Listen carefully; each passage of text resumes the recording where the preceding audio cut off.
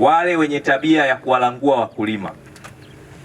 Tabia ya kulangua wakulima tumeshaipiga marufuku, na katika mkoa wa Songwe hatutavumilia wafanyabiashara wanaopita kwa wakulima kwenda kuwalangua mazao yao kwa bei ya chini.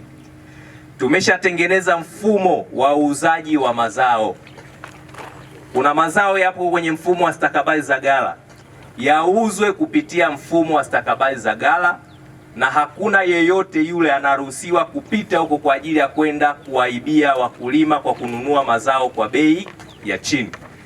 Kwa hiyo katibu tawala huko hapa, kwa niaba ya mkuu wa wilaya, simamieni jambo hilo. Hatuwezi kucheka na watu ambao wanataka kuwarudisha wakulima nyuma. Lakini hali kadhalika yale mazao ambayo hayako katika mfumo wa stakabadhi za ghala, tulishaelekeza utaratibu upangwe wa kuhakikisha kwamba kunakuwa na maeneo maalumu ya kuuzia mazao. Kwa mfano kama ghala hili hapa, msimu wa ufuta umepita au bado haujaanza, kama kuna watu wananunua mahindi, ghala linatumika hapa, linakuwa ni soko la nini?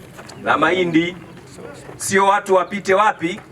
Mitaani kwenda kununua mahindi. Soko letu linakuwa wapi? Hapa. Kwa hiyo wanunuzi wote waje kununulia hapa.